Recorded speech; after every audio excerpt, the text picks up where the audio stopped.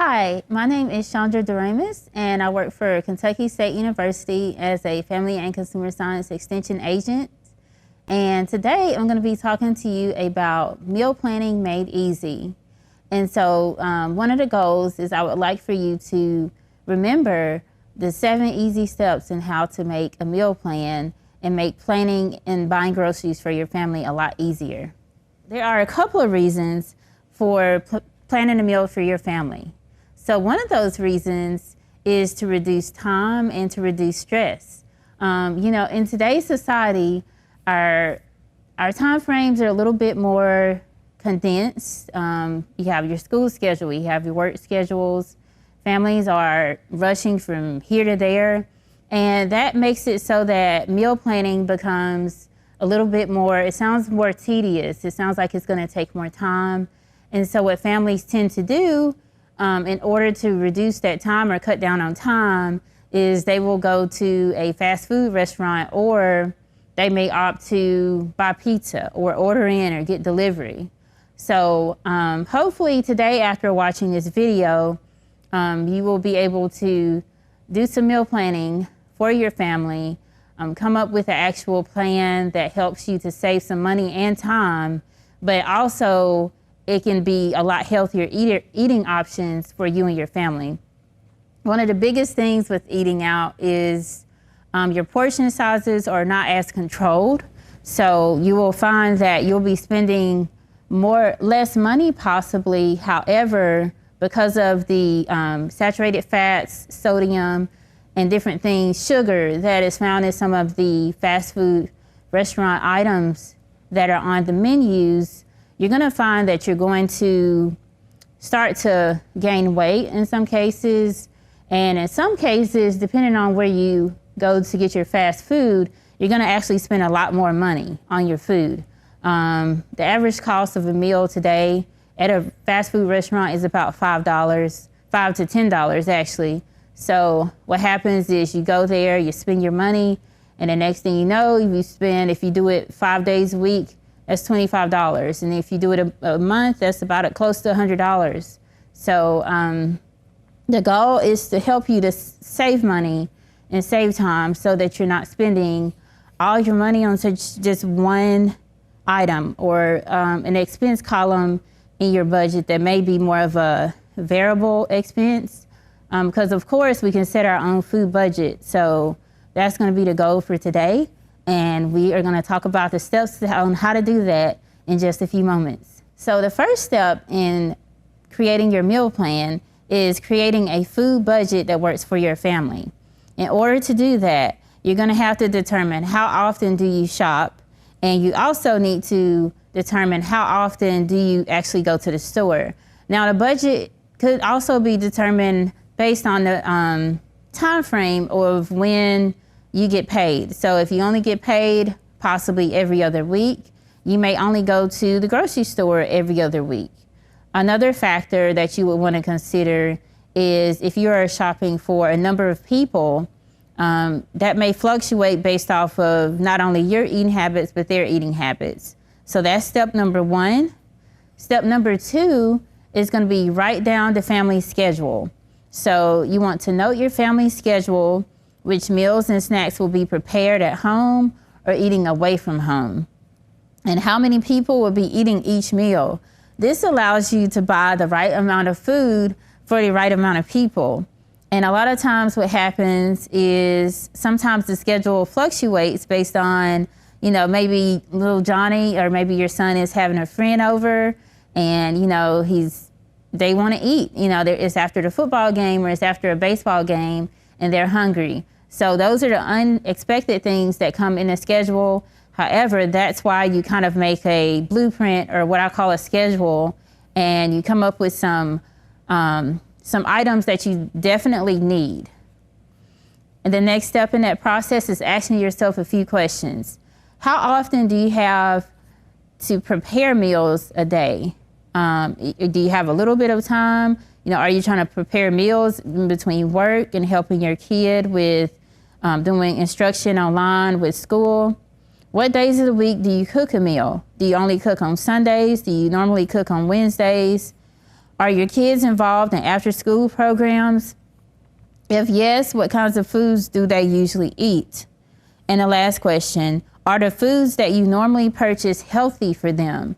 That's going to be a pretty important question, because if you're just purchasing foods just for accessibility or just because it's easy and you don't have to do anything to it, it's a good thing, and it also can be a bad thing, because you don't want your kids to have low energy, or you'll start to notice a little bit of weight gain, especially if they're not as active or exercising as much. Another big component of planning a meal is thinking about every meal. So you're gonna look at a 2-week cycle, and you're gonna look at planning for breakfast, lunch, dinner, snacks, and then you're gonna be looking at 5 to 6 mini meals. So what you're gonna do there is look at how often do you snack, or does your family snack? The next to the meal, you write down the ingredients that you need to prepare it. So say, for instance, you're wanting to make nachos. In order to make nachos, you definitely would need to have something like your tortilla chips and your cheese that is easy to melt. So that could be a nice snack, because the cheese could be easily transferred into being more of a protein mixed with dairy. So another snack maybe you might want to think about doing is something more like a fruit that you can actually cut up in little small pieces and put in little plastic bags or sandwich bags, versus just buying a bag of chips. Because a lot of times for snacks or mini meals, we think about, it's some chips in there, or you tell your child, oh, it's some chips in the kitchen. You and your friends go grab some chips. But just think about it. If you already had some pre-cut apples, you had some oranges, orange slices, things that are a little bit more healthier for them, and that they could just pick up and go. Now, they can also eat the apple whole, but depending on your children's age, especially for kids who are toddler age, they usually don't eat apples whole as quick. They usually eat slices of things in smaller sizes much quicker. Another note, as far as having snacks for your toddlers, when I say toddlers, anywhere from about, I'd say between 2 to 5 years old, have little bowls of fruit on your table, such as like here. These slices would be considered to be a little bit bigger, actually. So I would actually cut these a little bit smaller. We're going to be using this a little bit later, but you would want to have some smaller slices for your children so that they could have something to eat pretty much on a daily basis and have access to it that's kind of somewhere that they could reach it. So that's one thing you want to think about. The next thing would be making a grocery list. This sounds simple, but sometimes you tend to forget this easy step. And if you don't do this step, this is a critical step, because you can actually basically spend more money at this process in a game, or you can make your list and you can save you a lot of money, and it will save you from having to go back to the store. So keep a grocery list in the kitchen where you can see it. As you run out of staple food items during the week, add them to the list. Check your food pantry inventory. Inventory the foods that you already have in your shelving and cabinets. Know what foods are in the refrigerator and freezer, your cupboards, cabinets, and pantry. Plan to use these foods in your menus to save money at the store, and that way you don't overbuy and have 10 cans of carrots when you already have, say, 3, and you don't eat carrots that much. So that's one big reason to look in your food pantry to see what you have. And especially in terms of things that are perishable, like vegetables and fruit that do not last a long time, such as salads, things like tomatoes don't last as long, your milk, eggs, things of that nature. You want to check your pantry and also check the date on the items, especially with eggs that are perishable and can cause food poisoning. It's very, very important that you check the dates on your food items to make sure that they're not expired, that you have enough of it. And also when you're cooking meals, a lot of times, sometimes it calls for eggs, and you may cook a lot of eggs in the morning. So just already having to look in your pantry and determine that, hey, I don't have enough eggs because I plan on cooking cornbread in a couple of days. So that's the reason why you check your inventory first. The next thing you want to do is look for grocery store ads. Check grocery store ads for sale items that you can use in your menus. Use digital coupons and apps to shop with at your convenience on your smartphone or tablet before heading into the store. And I really like this one because I use digital apps a lot on my cell phone to save money at the grocery store. So make sure that you're saving money at the cash register by downloading those store ads and coupons and apps. Now, some people still do the paper coupons, and that is great. Using paper coupons is definitely something I recommend as well. And the reason I say that is because sometimes you get stacked coupons from paper coupons to your apps, and so you save even more money. The best deal I think I've seen, as far as one of the best deals, a lot of stores will have a coupon online or a digital coupon to where if you spend $25, you get $5 off. Now, for the average shopping experience, the average person spends at least $25 to $35. So for you, that savings could, over time, be a big benefit to you and your family. So using those digital coupons, don't forget to use those because they can save you down the line. Because, I mean, the extra $5, you can add on another, depending on what the item is, you can add on a couple more cans of vegetables. You can buy another salad. You can buy several things, like a whole 32 thing of water pretty much costs about $3 with tax at Sam's, Kroger, any grocery store. So you can pretty much use that $5 a lot of different ways. So don't forget to use your digital coupons and apps. They save you tons of money. I mean, I almost hate not having them when I go in the store. So make sure to remember that. The next thing is to create the meal plan. Make enough menus for about a 2-week cycle. You're gonna plan for that breakfast, lunch, dinner, snacks, and 4 to 5 snacks. Next, you wanna write the ingredients you need to prepare for each meal. So if you're gonna be doing, let's just say breakfast, and you want to do oatmeal. So for oatmeal, it depends on if you're gonna have ready-made oatmeal or if you're gonna be using just plain oatmeal that you have to actually prepare. They have the 1-minute oatmeal, and then they have the one that's a little bit over 1 minute that you have to actually cook. So for that, you're either gonna add honey or some type of sweetener to it. Usually, some people add milk to it or some type of dairy product, organic or what have you. Or you can also add some other things just based on your own preference, cinnamon, nutmeg, or some other ingredients. So usually people have those kind of ingredients in their pantry. As far as seasonings, they don't have to buy those as much. So that's a good thing about creating a meal plan. And so here we are with our summary of pretty much the 7 steps to meal planning. And like I said before, 1, you make the food budget. 2, write down your family schedule. 3, plan for every meal. 4, make a grocery list. 5, check your food pantry inventory. 6, look for grocery store ads. And then 7, create the meal plan. So those are pretty much the 7 steps that are going to be essential in creating your meal plan. And hopefully these tips have helped you to plan an actual meal and do some good grocery shopping, and in terms of not having to spend too much money and overbuy like the average person tends to do. One of the ways you can actually meal plan is actually use an air fryer.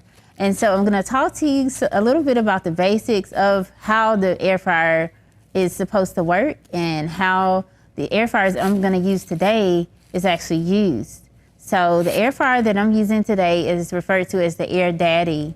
And the reason why the name is called Air Daddy is it's because it is a bigger size air fryer than a general air fryer. And so it holds at least 2 quarts of food. And so it literally has a basket here that holds a little bit more than your average, the smaller baskets. So as you can see here, it has some little controls on the top.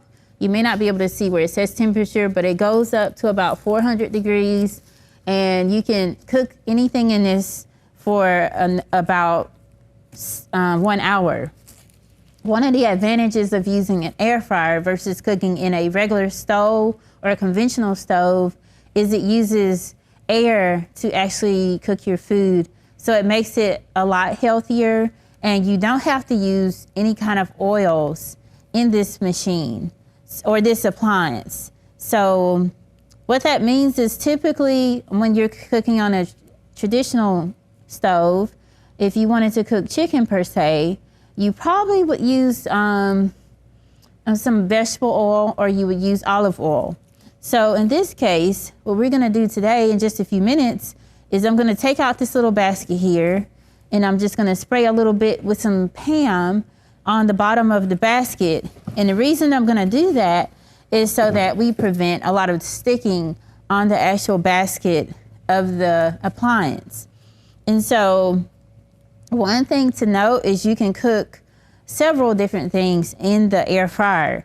You can cook tater tots in it, French fries, literally just putting it right here in the basket, and then just put it on the recommended time.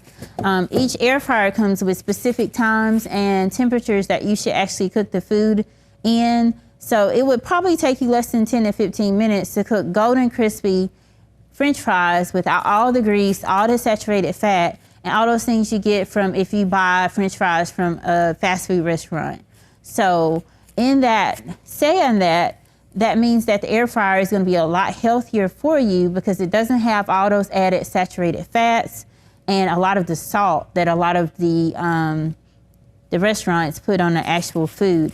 So you can control your portion sizes as well, because if you get something with a smaller basket, of course, only certain stuff is gonna fit inside of it. So right now, in a few seconds, I'm gonna show you how to actually prepare grilled chicken. And so I have already seasoned the chicken, and for my recipe today, I have added Hidden Valley Ranch seasoning packet onto the actual chicken, or I applied it, and I just kind of, I guess you could say, marinated the chicken into this little seasoning. The reason why I use the Hidden Valley Ranch seasoning packet is mainly because the seasoning is pretty much already in the pack, set at a certain taste level. So if you are looking for a certain taste, I recommend that you put more just the seasoning. And some people don't want a lot of salt, so they just pretty much prefer just to use either the no salt, or they don't put much salt at all. They might just sprinkle a little pepper or parsley. So it's your own personal preference on what you actually season your meats with. So like I said before, I've already seasoned my meat. So now I'm gonna go ahead and apply some Pam to the actual basket. One thing I would highly recommend when you're going through this process is taking the basket out, because what's gonna happen if I just spray on top of the basket with the Pam is not going to get on the bottom of the basket as well.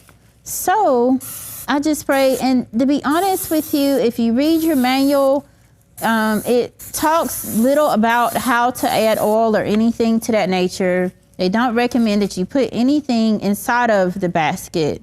So I wouldn't recommend putting anything else inside of it other than spraying a little cooking oil and just putting the food inside. I will tell you, even with putting, I just applied a little bit of cooking spray, but it will stick still a little bit to the basket just because there is a little bit of cross lines of how the basket is actually constructed. So that is okay. So I have my chicken here, And I've already prepared it, and so it is in this little bowl here, and I'm just gonna drop it in here just for ease of preparation, and we're gonna put it in. And what the recommendation is for this one is that you actually have to put your basket back in here. You have to set it at 350 for 20 to 25 minutes. That is the recommendation for fully cooking skinless chicken strips to their well done. That is what we're gonna cook it at today. And so we're gonna set it for 20 minutes, and then we're gonna see how it comes out. So I hope you can join us back then, but hopefully the taste in terms of what you're gonna get out of cooking something out of the air fryer, I forgot to mention this earlier, it's gonna be it's gonna be a lot more moist as far as your chicken. It's just gonna have a fresher taste to it. I actually cooked chicken in this thing for the first time, and it tasted like lemon herb chicken is how I can describe it. I have cooked chicken in the oven for years personally, and the taste is very good, as I can tell you. I have had lemon herb chickens wings from, I'm not gonna say the restaurant, but it was a sub place. I had them, and it tastes very similar to those, which is pretty much top notch. So I give this, if I were to rate it, I would definitely rate it at a 10.